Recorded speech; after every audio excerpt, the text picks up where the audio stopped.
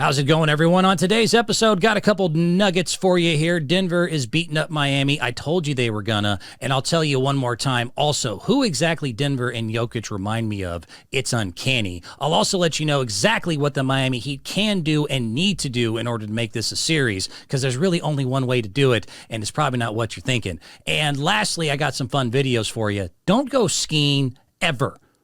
Ever. Stay tuned.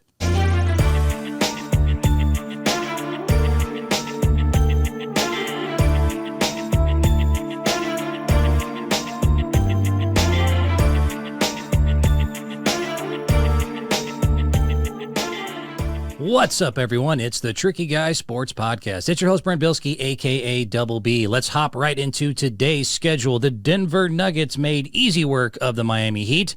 Oh, good for you. Yeah, 104-93 in game one. Basically just what I told you was going to happen. And the only thing that Miami can do, I will let you know here in just a little bit. There's really only one way, and I'm going for them. I'm going for the Miami Heat, but the only way they can get this done is one way. It's a switch of two things, but it's really just one thing, and I will explain to you in full what I mean in just a little bit. But like I said, Denver came out and just flat out kicked their ass, and I'm going to go ahead and do it. I told you. See, I done told you. I don't talk smack about everything, but the things that I tell you that I'm good at, you just have to understand I don't just brag out of nowhere. Playing basketball my whole life, understanding the sport, playing, yes, even in college. I know, look at me and you don't think so, thinking I actually have some collegiate experience and that I can kick your ass, but I absolutely can. Because I'm white. I get it. Because he is white. Look at him, man. So I know this sport, and just watching this thing it was kind of obvious to me. And so I'm going to hit you with two called shots. Not one, but two. Segment I like to bring back when I'm right, and let's face it, I'm right a lot. Man, I'm tired of being right. So I'm going to go ahead. Where is do I have my called shot today? Oh, Lordy, I don't have it. I don't have the called shot sounder. I cannot believe I'm already screwing up like that. I'm just going to go ahead and play a ba-ta-ba. If I can find it. Called shots for me. We'll go ahead and get this started. Things I told you I was right about from before, I will bring back to remind you that, once again, I know what I'm talking about, and I am good at this. Like I said, Denver kicked their ass. It was 104-93, but if you saw what was coming up, you should have really kind of got it. So I'm going to go ahead, and I'm going to put up the Denver Nuggets package here as you can see for yourself. This was just too much for them, and I'll let you know exactly what I said. This is from a few days ago before the finals even started. I done told you this was going to happen. Called shot. The NBA Finals are upon us, and the Miami Heat, as the 8th seed, the only 8th seed ever in a full 82-game season, made it to the NBA Finals. Oh, good for you. Only problem is you're probably going to have to make peace with the fact, and this comes from someone who's rooting for them, you're going to get your ass kicked. Oh, no. You are probably going to get your ass kicked real bad. And this is, again, from someone who likes the Miami Heat. I love the story. I love Jimmy Butler. I love the fact that they have 7 or 6 undrafted free agents that are contributing. I love the fact that that's historically the first time ever you looked at the Boston series that the Miami Heat were able to have 6 undrafted free agents average 52% of their points for the series. That, of course, is a record all time going back to whenever the draft was started. I love how Jimmy Butler was, the story of being kicked out of his home at 13 and pushing through all sorts of adversity, and even in the pros pushing through adversity, always showing leadership abilities, da-da-da-da-da-da-da-da-da. In the end, you are running into a team that is bigger, that is deeper, that is more talented, that has home court advantage, and you're going to lose. Oh, no. You're probably going to lose real bad. I don't see this being any different than the Lakers-Denver series. If it's not a sweep, I'll say 5. I don't know what to tell you other than this is the reason we create the fairy tales. This is the reason Cinderella's and the stories, and why we do have such a rooting feeling for the underdog. Yeah. So, I mean, this was before game one. I recorded all that. It was kind of obvious, but I get it. Some of you are Miami fans. Some of you watch casually. You got to trust me sometimes on this. Man, I'm tired of being right. They don't have enough. I mean, the fact is, it's a great story, like I said. And if a great story in Cinderella was enough to win, that'd be awesome. If I had wheels, I'd be a wagon. There's a lot of things I would like to happen in life. I'd love to have $1 billion in a golden toilet. The Miami Heat unfortunately don't have, again, the size. They don't have the skill set. They don't have the offensive cohesion. They don't have the depth. Maybe they get a hero. The hero might come back for game 2, but we'll see. He's testing his hand, and I'm saying, all right, I don't want to get into a copyright issue there. But the point is, with the current roster versus Denver's current roster, and we slept on Denver all year because it's Denver. It's their first finals appearance in 47 tries ever since they joined us from the ABA. They've never really been a threat. They're a small market team. They're brought to you, again, by the guy who looks the most unassuming of all time in Nikola Jokic, who just looks like a goober. Like, he flat out plays, acts, talks from the beginning of the time that we saw him. Nikola Jokic is one of the biggest goober Serbian-looking dudes I've ever seen in my life, and that's saying a lot because a lot of big foreign dudes are pretty, like, just all over the map as far as, like, is that dude, is he all there?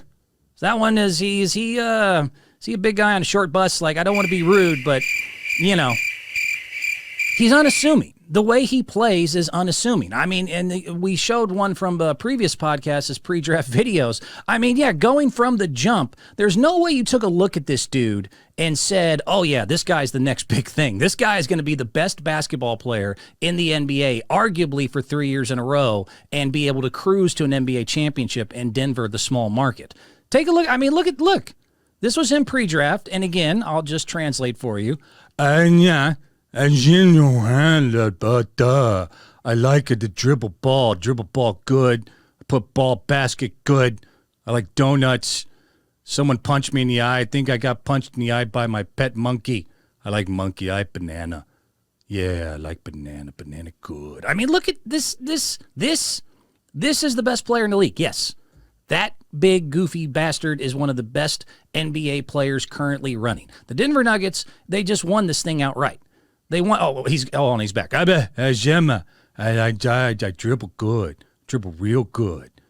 Yeah, I put ball, I pass ball well, I pass ball, big man pass ball good. If you actually want to hear what he was saying, he's actually even admitting himself, this is in the pre-draft interview, he's not athletic, he's not very, gonna dominate you physically at all, and he had to figure out ways to work his way around it. This was Jokic way before, he was anything else, before he was the Joker when he got drafted. I didn't like, in college basketball, he's so fast, everybody jumps so high. I don't jump, I just play basketball, like, 1-on-1, 2-on-2, something like that. I don't jump. I don't jump high. I don't run fast. So, how are you able to be so effective on the court, despite the fact that you're not? I got enough of ding dong there, but you get the point. I mean, and when you watch the highlights of it, again, Denver is just bigger, stronger, and they're gonna just be able to do this against a smaller, more depleted, really shouldn't be there Miami Heat roster. As much as I love Jimmy Butler, I love his story.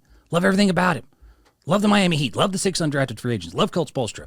Love that they, got guys like Duncan Robinson and Gabe Vincent, and they gave them a chance, and they're proving their worth. I love all that.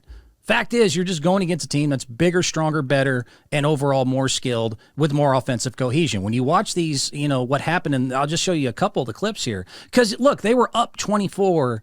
The Denver Nuggets only did not have the lead in this first game for 34 seconds, and it might be the only 34 seconds of the entire finals. Maybe game 3 in Miami, they pull out, a rah-rah miracle. I will once again get back to, there is a way they can do this. They would have to do a specific style switch in order to even make this a contest. But when you watch the game, this was boring. This was just flat-ass boring, because you can just see, like, this ain't enough. This ain't enough, man. Jokic. Bam's supposed to be a good defender. Adebayo pokes it away. 4 to shoot. Jokic right in my face. Away. That's cute. That's cute. And Murray sets it up. Aaron Gordon had a good game last night. Goes right into the paint. Scores it. Martin too little.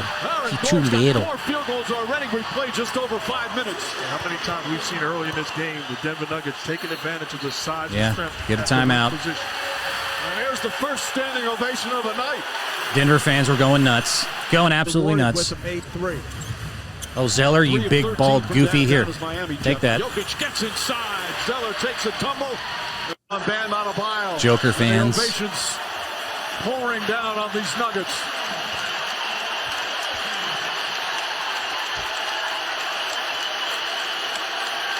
Home court's a bitch with that thin air. They also got the thin air that they're adjusted to that Miami and other teams are just not. Special player is inspiring. It sets the tone for everything that they've been able to accomplish. And it's refreshing. That finger thing is actually a nice story. As much as I pick on Jokic for being a big, goofy, you-rang, type, I will say, by the way, the Denver Nuggets are undefeated still at home.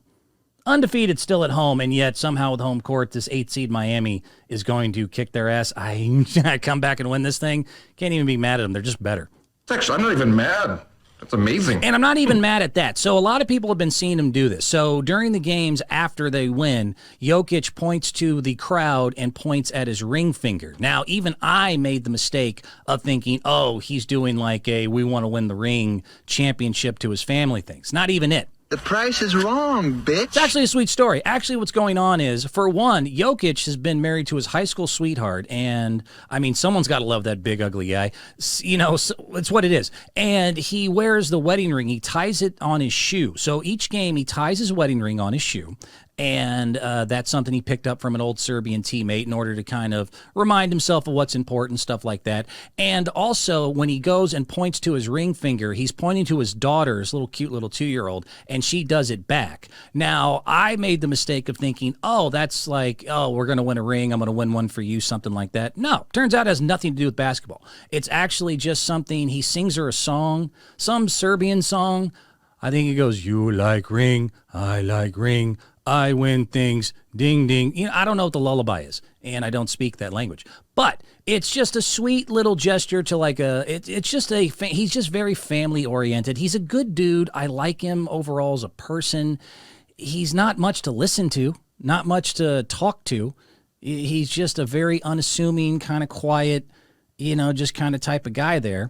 The thing is, though, they're just better. And like I said, I'll move on to what they got to do and my other called shot here, because Denver's just better, and they remind me of someone.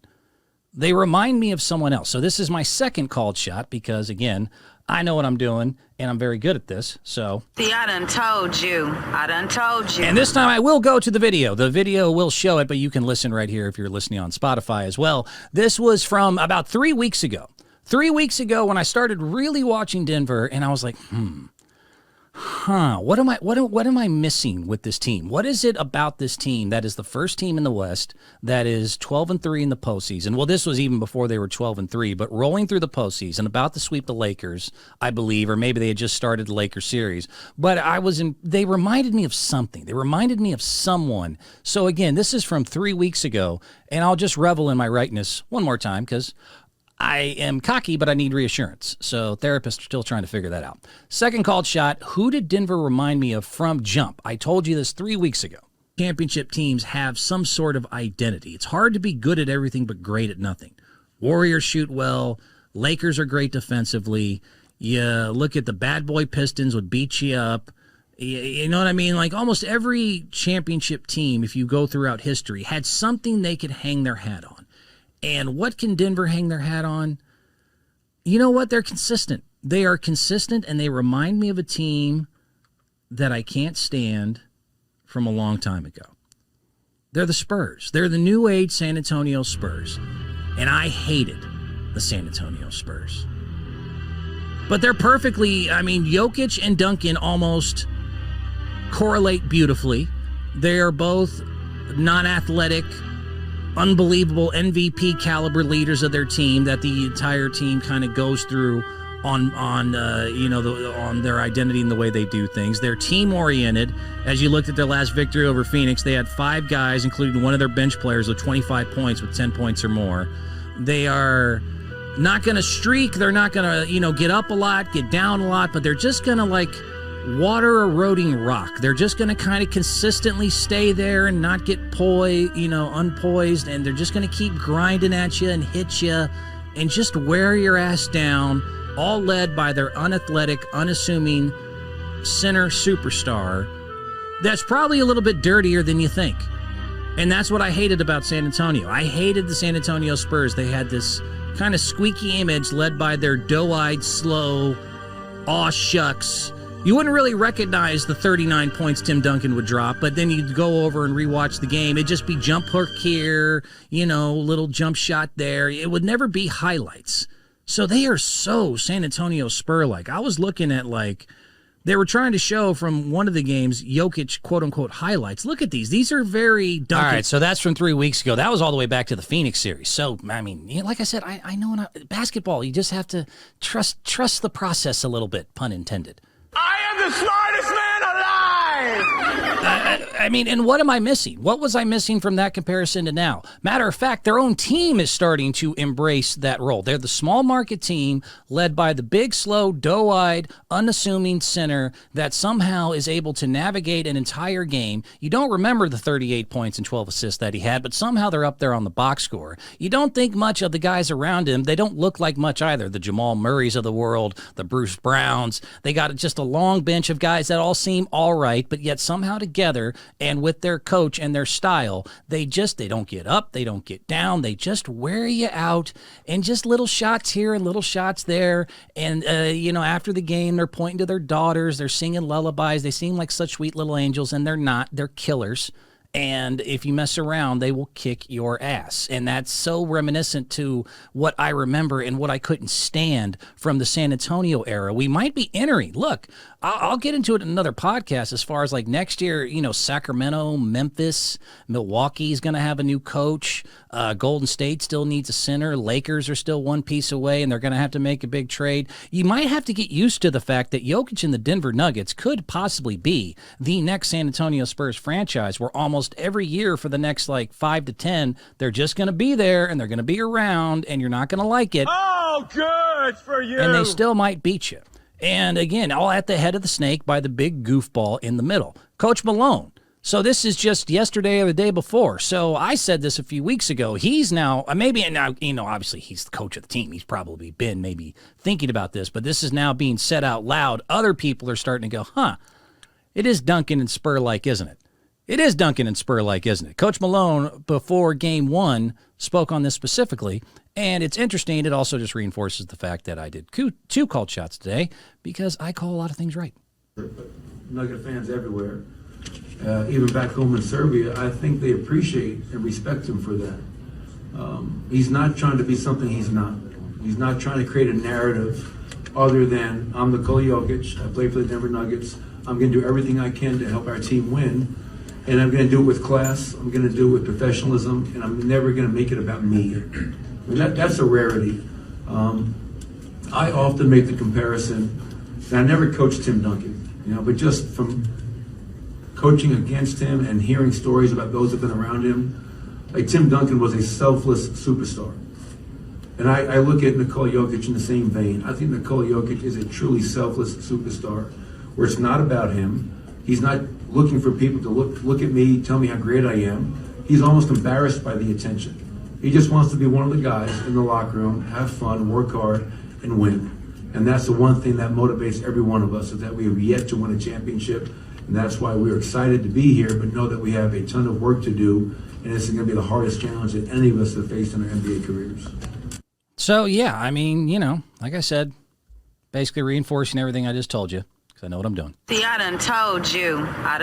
But he's absolutely right. He could score a lot more, and he is quite selfless, and the team does feed off of it. The fact is, he's on his 9th triple-double. 9th. He's on his 9th triple-double. It's amazing to watch what he's doing. And, yeah, like I said, if you look at the actual game itself, Denver Nuggets, as much as I don't like you versus I love Miami, they beat them fair and square, up and down. I don't see much how you can do anything different. I have an idea. But Denver Nuggets 104-93 were up 24, and it was never close. They beat them in everything. They beat them in every way possible. They beat them in field goal percentage. They beat them in free throws attempted. That was a record. They beat them in rebounds. They beat them in assists. They beat them in points in the paint. They beat them in fouls. They didn't even win in three-point percentage, by the way. The Denver Nuggets did not shoot from threes as well as Miami did, and Miami shot terrible. Miami shot 13 of 39 for 33%. Denver Nuggets shot 8 of 27. They shot 29% from threes and still dominated them front to back. What does that do? Does that blow your mind? I mean, look, there was no rust from the 9 games. The stage wasn't too big. Jokic got his 9th triple-double. Jamal Murray also had a double-double. It's the first time since Magic and Worthy or MJ and Pippen are the only other 2 duos to both open up with 20 points and 10 assists apiece as Murray and Jokic continue to do their thing. The Heat had been 3-0 in the openers. Now that's gone. Now that's all done. So even getting that early kind of advantage, being on the road and stealing game 1, wasn't even really a contest. And it's gone. So 70% of the times, the winners of game 1, by the way, go on to win the NBA Finals. Just in case you were wondering. Damn, Daniel. Even though it's been 47 years for them to make the finals, they only trailed again for 34 seconds, led by 24. And the biggest thing that really was embarrassing for the Miami Heat, they only shot 2 free throws for the entire game. The Miami Heat shot 2 free throws for the entire game. What does that do? Does that blow your mind? In case you were curious, that's the fewest free throws ever made in a playoff game ever, and the record for fewest attempts in a playoff game. It also set the NBA Finals records for fewest free throws made and attempted. The last ones to even come close to this were the Lakers in 1983. Butler said, quote, "We have to attack the rim a lot more, myself included." Really? You think record setting only 2 free throws versus their 20 might mean you need to get a little more aggressive? Yeah, Playoff Jimmy, look, Playoff Jimmy, as much as I love the story, I love the inspiration of him, is wearing down. And the story is fun. He's wearing down. He looks hurt. He looks not nearly as aggressive. I think people are starting to, figure out that he's really the head of this snake, and if you can keep him under control, you keep the Heat under control. 13 points, 7 assists, 7 rebounds, only 6 of 14 field goals, only 14 field goals attempted.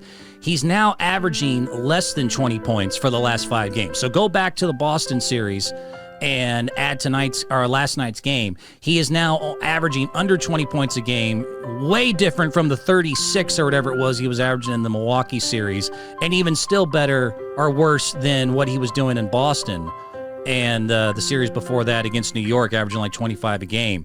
He's just not as aggressive. He looks tired. He looks worn down. And I mean, I love his heart. I love everything about what he's doing. Other than just him getting desperate. And that's what I want to get to here. So what can they do? What can the Miami Heat do? I've been bitching and explaining all this time long about how Jokic, the Joker, and the boys are just going to kick their ass. What can they do to actually turn this thing around? Maybe more voicemails from fans? I'll start off with this one. Maybe more voicemails from desperate fans after they lost Game 6 against Boston. He had, Jimmy put this online on his social media, had a fan call him. And maybe, I don't know, guys, anyone know Jimmy's number? Might want to give him a ringy-ding-ding because you're going to need playoff Jimmy in his fullest in order to even make this a series. Thought this was cute. Now, Jimmy, I don't usually do this. I don't go in people's DMs, celebrity DMs, people that are higher up and beg. But damn it, Jimmy! Finish this shit, please! I mentally can't handle a 3-0 comeback, man! Please! You're not going to be able to mentally handle then the probably next 3 or 4 games this is going to take total for Denver to get this done. So, without further ado, I've been talking about the series, been breaking down everything, making fun of Jokic a little bit. What is it going to take? What will it take for the Miami Heat to make this a series against Denver? Because flat out, I'm telling you right now, you will not win this in a straight-up basketball game. You are too short. You are too depleted. Maybe if Tyler Herro comes back, you have an opportunity to, try to win through normal basketball means. But the fact is, it ain't going to work most likely. Fact is, he's probably not coming back. Fact is, you just don't have the skill set. You're going to have to get mean. You're going to have to get nasty. It's the only way. There's no other way for Miami to make this a series. I watched both teams. I watched that game 1. It's just clear that they don't have the weapons. They don't have the firepower. You're going to have to get old school. You're going to have to get nasty.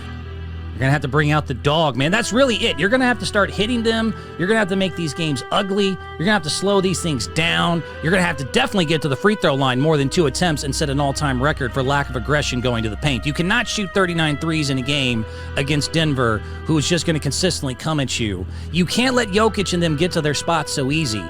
And you're going to have to play. Look, you are led by a guy in Jimmy Butler, told the story 1,000 times, kicked out of his house at 13, had to go to junior college, had to go through Marquette, was never highly recruited, had to go to Chicago, was at the end of the bench, fought for tooth and nail for every single thing he had.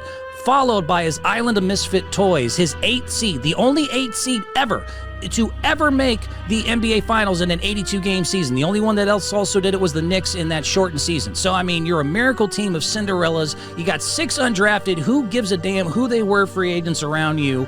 And you don't have any natural way to do this. Bring out the dog. Get nasty. Get mean. Hit people. Don't injure, but hit them. Hit them really, really hard.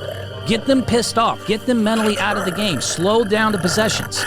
Do everything you can other than try to win this in a straight-up fight. You will not beat Denver in a straight-up battle of skills. You are not, especially with them having home court advantage where they have not lost. If you try it, you will get your ass kicked. The only way you can make this a contest is start kicking some ass back. Act like who you are. Act like who you are. You are a Cinderella story with guys who aren't really as good as they are, you're also smaller, you have less people to come off your bench, you're just going to have to start kicking the snot out of people, starting some fights, and get ugly. You're going to have to go old school, you're going to have to go college, you're going to have to go bad boy Pistons. You're going to have to go bad boy Pistons. The Detroit Pistons had no business beating the Celtics. They had no business beating Michael Jordan's Bulls. They had no business beating Magic Johnson and the Lakers. You know how they did it? They got mean as shit. It's the only way. They were just mean and nasty. You came to Detroit Pistons paint, you were in for a bad day. And obviously with the new rules, you can't go completely insane. Those guys were completely insane. But you gotta teeter it. You're gonna have to get close to it. You're gonna have to get Boston Celtics, Kevin Garnett nasty. The later Detroit Chauncey Billups, Rasheed Wallace nasty. You're gonna have to get nasty. You're going to have to get mean. In case you don't know what I'm talking about, I actually found a highlight clip. For those of you that, don't pay attention to anything before the days you were born or really understand what I'm talking about, I'm not talking about just aggressively getting full court press. I'm not talking about just go ahead and being physical underneath the paint. I'm talking about getting mean as shit. I'm talking about getting bad boy Pistons, ugly, mean, who also had a bunch of misfits that didn't really think, no one thought that small market little group was supposed to be there. And they just, you know what? They got in here. They got in your noggin. They got in your rear end with everyone that they hit you with. Lambeer, Mahorn, these guys were just meaner than pit bulls. They would get inside of you like you were their jail cellmate and you didn't bring them their commissary. I mean, these dudes were nasty. This is what you're going to have to do. In case you've never seen it, when they defeated, again, Jordan and his Bulls, who they had no business dominating the way that they dominated. They didn't do it because they shot better. They didn't do it because they were more skilled. They did it because Jordan just couldn't handle the nonsense that they brought. This is exactly what I'm talking about. Check this out.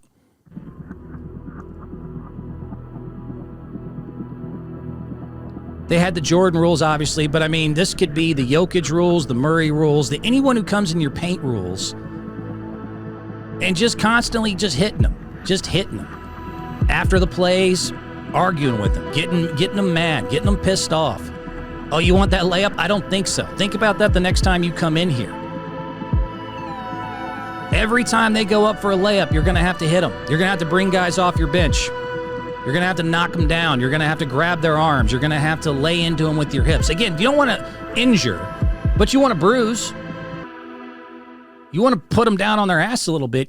This is you're going to have to do that. And then the only other thing that you can do alongside with this is you're going to have to, when Jokic gets his rare times on the bench, after you've worn them down, after you beat them up, then you bring in your shooters. Then you bring in lineups. I would bring in lineups like Kyle Lowry, Duncan Robinson, Caleb Martin. I'd bring in Kevin Love more and use him a lot because you could use his physicality and his extra 6 fouls. That Highsmith kid, if Tyler Herro can come back, he is testing that right hand.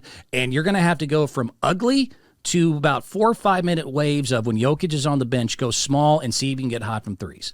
You combine those two things, you have an opportunity. If you try to play this straight up, you will lose. You will lose, and it'll be a very boring, quick series, and I don't want to see that. I would love to look. I would love to be wrong. I would love to be wrong about this, but Game 1 did nothing to, dissuade me from my opinion. They're just a better team with home court and a deeper bench, and they're taller. Other than that, you have no problems. I mean, other than the fact that they are better shooters, that they have better overall skill set, that they have better offense, that they're taller than you, they have home court advantage where they haven't lost yet, and they have a deeper roster and just overall more skilled players. Other than that, you got no problems, Miami. Other than that, you're good. Hit them hard. Remind them who you are. Remind them that you're the dog in Jimmy Butler. Remind them that 6 of you were not even asked to play in the NBA, that you had to fight your way through it. You had to fight your way tooth and nail just to get here in the first place as the 8 seed, who wasn't even supposed to be there, by the way, considering they lost the first game to Atlanta in the play-in, and then they were down 3 to Chicago with only a couple minutes left and had to go on like a 15-1 run to even get into the playoffs, then to beat Milwaukee, then to beat the defending Eastern Conference champion Celtics, then to get through the Knicks right before that, and then just to get here. Bad boy Piston. This was a different breed and an old school that you're going to have to bring back. I don't know how else you can get it done. I sure as shizzle know it's not going to be that you're going to outskill them or you're going to be able to outshoot them for 4 of the next 6. There's just no way I hope you think that's a good idea.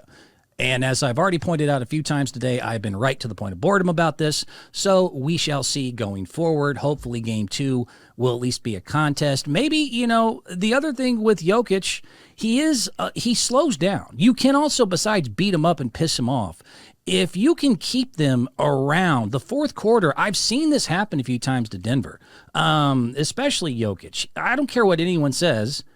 He's a little out of shape. He's not in the condition of the LeBrons and Stephs of the world. Cry me a river, you fat baby. You disgust me. I mean, the fact is Miami did open that fourth quarter, even though it was pretty much out of reach on an 11-0 run. They were able to hit some shots at the end, but they were just too far behind in order to catch Denver. Jokic I'm noticing because, like I said, he's pudgy, man. He's pudgy around the middle. NBA bodies, if they dedicate themselves to diet, weightlifting, and exercise, do not look like Nikola Jokic. I don't care what you say. Telling me to lose weight. Oh, I'm a hot case, he says. Well, listen up, City Jim. I ate a baby! Yeah, Jokic does not eat one baby. He eats 3 babies. He also eats some White Castle. He is not taking care of his body, and he's getting away with it because of his skills and because of his size. But I've seen this in other series and other games, where in the end of the game, if he can't do like the little fadeaways and stuff, he's sweaty as hell. He looks out of breath. You're going to have to ugly it up, keep it close, and then try to blitz him at the end, which Miami can do, which they're capable of doing. But the fact is, you're going to have to try to just ugly wear, bring down, tire out the kind of fat superstar, and hope for the best that you can get hot at the end and possibly pull this miracle off, because there's no other way to do it. There's just simply, and I will let it go. I will move on. There's not really a normal way for Miami to pull this off. I hope that I have emphasized that enough for you to understand. All right, that's it. Finals reviews. Over with. Want to see some fun videos? You want to see some fun videos? You seen it? You seen it? Don't look at me. Don't look at me, little puppet. Have you seen this? Have you read about this? It's the end of the week. I might as well enjoy myself as much as I can in public. This is one of my favorite things to do when the show is kind of hit its apex and I've made my points. But if you want to really enjoy this part, you got to go to the YouTube channel, Tricky Guy Sports. YouTube, search Tricky Guy Sports. Go to our channel, and you can enjoy and watch all of this along with us. Speaking of David versus Goliath kind of mismatches, I don't know why this happened. I don't know what was the reason for it. But it's interesting. It's interesting. Did you know in 2010, Shaquille O'Neal boxed little boxer Sugar Shane Mosley? That's a huge bitch. Did you know that was a thing? I should have had more information other than just I saw this and I was like, oh, this is entertaining. And it's kind of indicative of what Denver versus Miami kind of looks like to me. But apparently in 2010, Shaq, good old Shaq inside the NBA, everything else. I'm Charles Barkley. I don't like Charles Barkley. I like Krispy Kreme, and I like to box little people. He does have a supposed history of like liking to, and everyone's smaller than him because Shaq is a mutant in a way that's hard to understand. That's a huge bitch. It is hard to understand unless you've stood next to him just how much he's just not human. He's another thing. He's Shaq. He's just Shaq. That's a huge bitch. But he fought little boxer Sugar Shane Mosley in 2010. I don't know why, but whatever. It's entertaining. I was entertained by it. Check this out. Wait is finally over. The battle's set to begin. Shaquille O'Neal against Sugar Shane Mosley. Just look at that. Just look at that big boy, little brother. I mean, this almost looks like a domestic violence dispute. Cuts off the ring again. Oh, big left. Oh, look at this. Cut on his knees. And they're going Jesus. back and forth. How good is that? A lot of dancing. Good head movement by Sugar Shane again. But Shaq finishes with a flurry. Shaq being punished. The horse with those shots to the midsection. Right, step back. Shaq strong early. Shane coming back late. Oh, and here we go again. Big flurry by O'Neal. Counter by Mosley. Mosley to the body. Uppercut by O'Neal. Break, step back. A unanimous decision for your winner, Sugar Shane Mosley. A disappointed Shaquille O'Neal. I'm with Shaq on that, by the way. Set to begin. It's got the replay going. I'm with Shaq on that. Excuse me, what? Sugar Shane won that? In what planet? That had to be, I don't even know what I'll get the details on it maybe later. But man, you could see Shaq's face. I could eat that little bitch if I wanted to. I'm Shaquille. I won that boxing match. Oh, I'm out of breath though. Oh, I need some Krispy Kreme. Papa John's pizza. Very good pizza. I eat like 9 pizzas along with Joker. We like to go to Serbia and eat all the pizza there and then bang all the little... No, actually, Jokic's his family. The point being, I thought that was entertaining and kind of the reminder of what I'm seeing Denver versus Miami. Next one here, Freudian slips. Speaking of awkwardness. Oh, boy. I had played one from before. There was a news lady on NFL Network talking about Jalen Carter from Georgia, and she mentioned big something, and then she went to big. She's supposed to say like big linebacker or something, and then went into big D. Big, the most well-endowed. And that was a Freudian slip because they will tell you almost all Freudian slips are not accidental. And it makes sense. Like, there's got to be something ringing around the old noggin there. Even if you know, like, sometimes your brain may come up with, like, oh, I know that's not what I want to say. Like, maybe sometimes you're just sent a warning of, like, please don't say that. Please don't say that. This poor bastard, whoever he is, definitely, I think, was having that moment of, like, okay, do not screw up these words. And he did just that. Absolutely just that, talking about some African-American baseball player. And, oh boy, this was not, I'm sure, what he meant to say about, I believe, daylight savings time. Here we go. We can't turn the we can't turn the clock back. I know it's after midnight. We can't turn the clock back. Cute little video of the Riddler laughing there. Let's go ahead and replay that, though, one more time, just in case you missed. Take back the what now? We can't turn the we can't turn the clock. We can't turn the we can't turn the clock. We can't turn the we can't turn the clock. Oh, it gets worse every time. We can't turn the we can't turn the clock back. I know it's after midnight. We can't turn the clock back. Oh, this poor bastard here. Yeah. Yeah, he might get a couple letters on that one. I love how the announcer, too, the guy next to him went, ooh. Like, oh, boy, what are you thinking about, buddy? The most well-endowed. Oh, boy. That one is a little, awkward and sad. Let's try something. Well, this is also awkward, sad, and stupid. Skiers. What are you doing?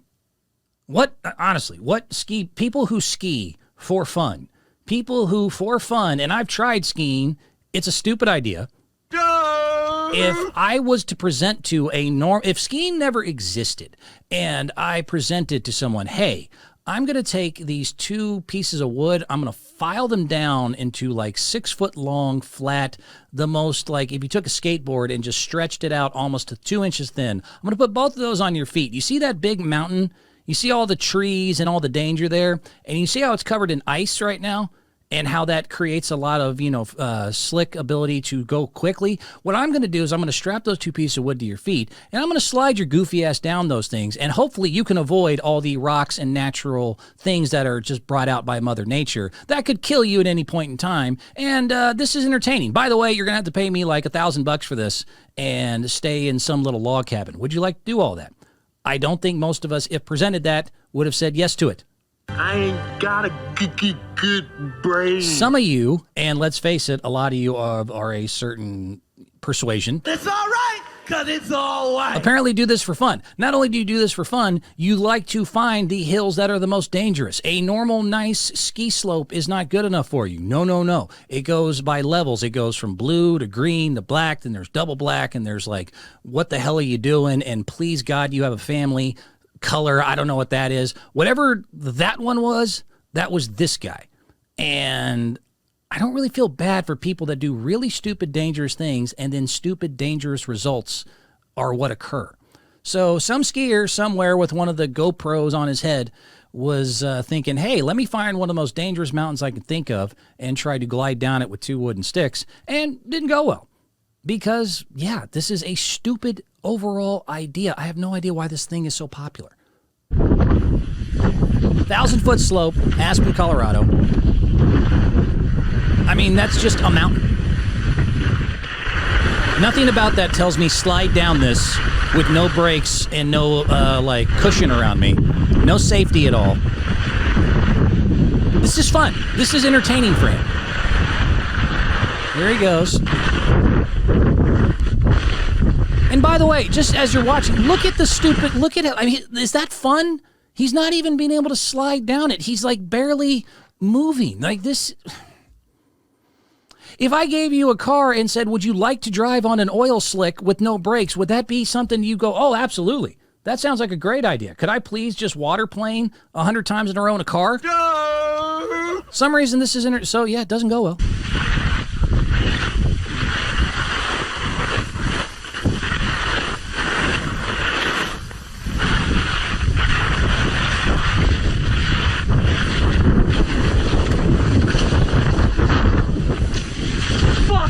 Yeah.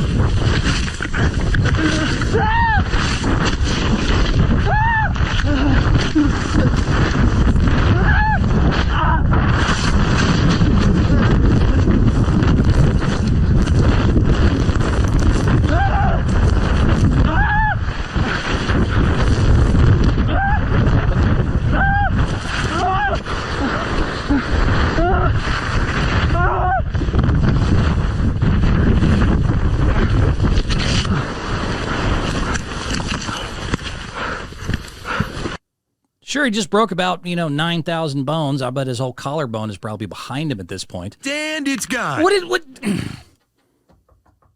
did you think? What did you think was going to happen? Like, at some point, even if you're good at doing this activity, did you not think that going down that slope was never going to lead to that? And I guarantee his happy ass popped right back up as soon as all his bones healed and they were able to stop feeding him through a damn tube. I'm sure he's right back up there doing it again. So let's enjoy the slip one more time because I like watching stupid people do stupid things and get stupid results. And his screams, I'm sorry, were kind of comical to me. I know I'm supposed to be sad. No one made him do that. There was no gun to his head. This is fun for him. Yeah, let's do this. Let's do this for entertainment. Fuck. Yeah, oh, here we go. Ah!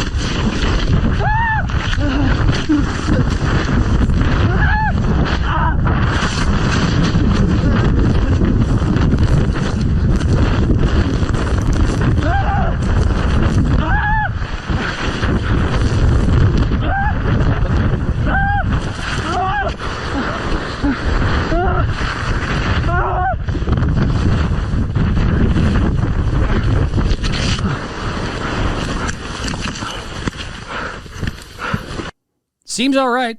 I guess don't worry, he's alive. Don't worry. Don't worry. But I mean, I feel not.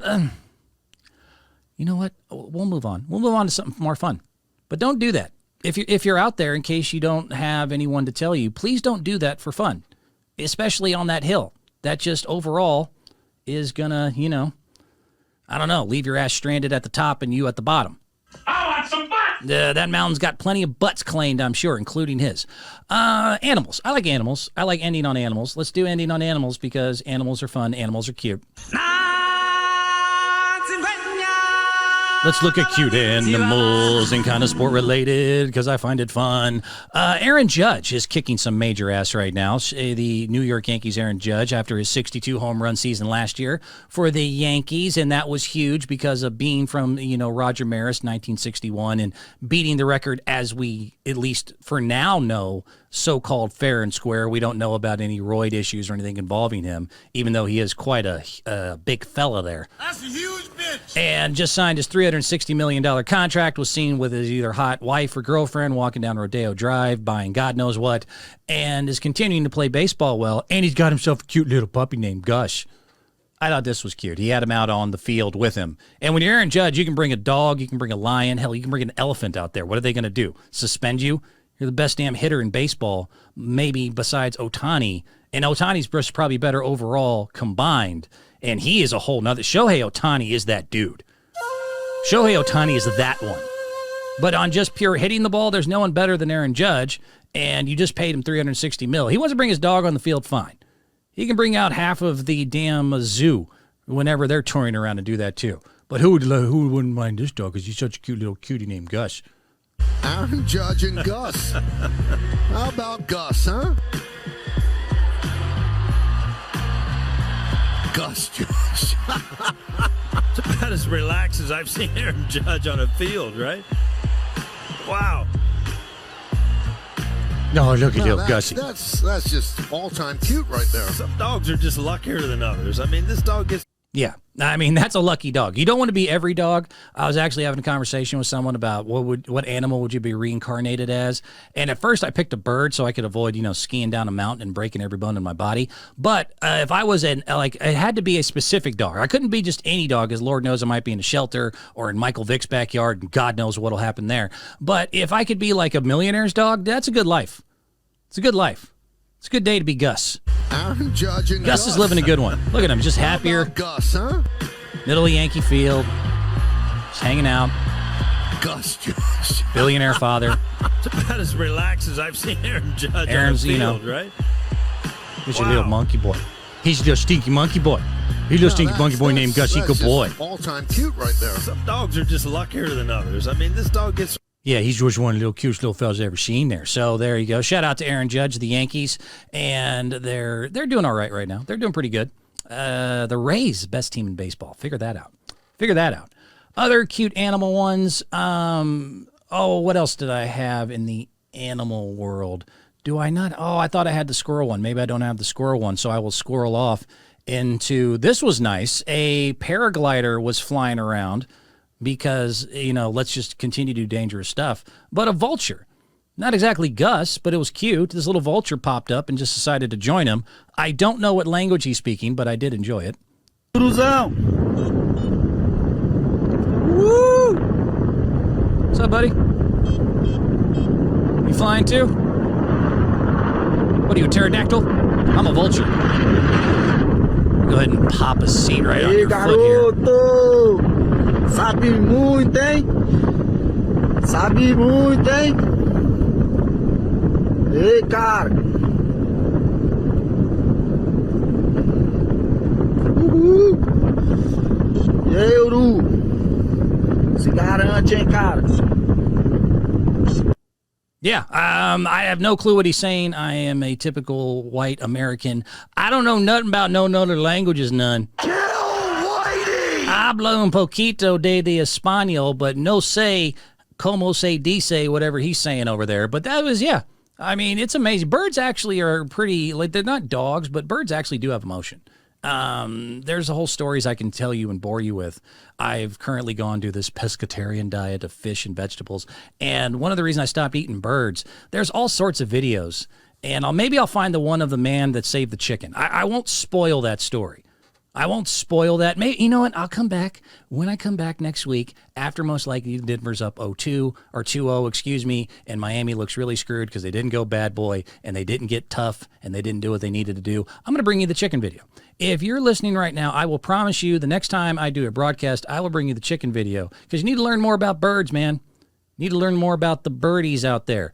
Even little things like chickens, believe it or not, have a soul. They have a life force. They are sentient, a lot more than you think they are. So I'll do that, and I'll be back with more NBA thoughts. That's what I do. That's the end of the show. See ya.